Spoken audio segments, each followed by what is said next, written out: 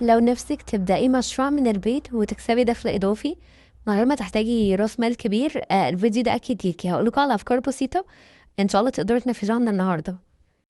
أول حاجة الشغل الأونلاين أو الريموت يعني.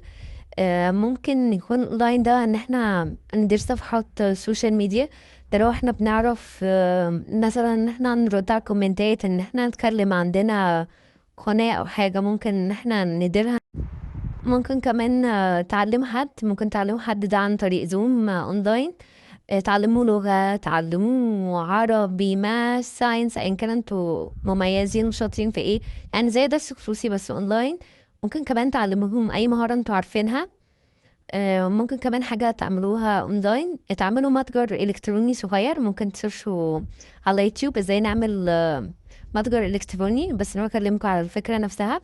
ممكن تبيعوا فيه مثلا اكسسوار، منتجات تجميل، هدوم، اي حاجة. انتوا عارفين بنات اهتماماتها كتير. طب حد يقول لي انا ما اعرفش اعمل الحاجات دي كلها او اي حاجة اونلاين؟ مفيش مشكلة، في فكرة تانية عندي. ممكن ان احنا نعمل، لو شاطرين في الاكل، ممكن ان احنا نبيع اكل بيتي. حلويات ومعجنات، ممكن دوناتس، سينابون، اي حاجة تكون فايرال والناس بتبقى عايزاها. ممكن تشيز كيك. ممكن كمان نعمل احنا منتجات بايدينا زي المخللات ونبيعها، او الخضار المتنضف. وممكن كمان الصوصات نعملها ونبيعها. ممكن كمان نتعلم ازاي نعمل تورت. آه، و وتبيعوا ده من بيتكم. انا عارفه ان المشكله هتبقى في التسويق، بس انا عايزه اقول لكم ان التيك توك هو اكبر منصه حاليا ممكن ان انتوا تستغلوها، وممكن توصلوا للناس اللي حواليكم بسرعه. ولو عايزين اساعدكم في الحته دي برضو ممكن اساعدكم فيها. ممكن كمان نجيب اكسسوارز اللي هي الستانلس. الحاجات دي برضو تريندي جدا، واحنا داخلين على الدراسه والبنات بتحب الحاجات دي كتير. تجيبيها. وممكن كمان لبس من المكاتب اللي بتكون في العتبة والحاجات دي، تجيبوها وتبيعوها.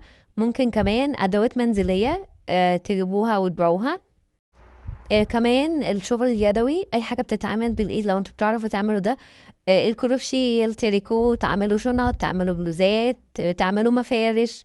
الحاجات انتوا بتعرفوا تعملوها. حاجة كمان ممكن نعملها، ممكن ان احنا نعمل صابون طبيعي، او كمان الشمع بالروايح. برضو كويس قوي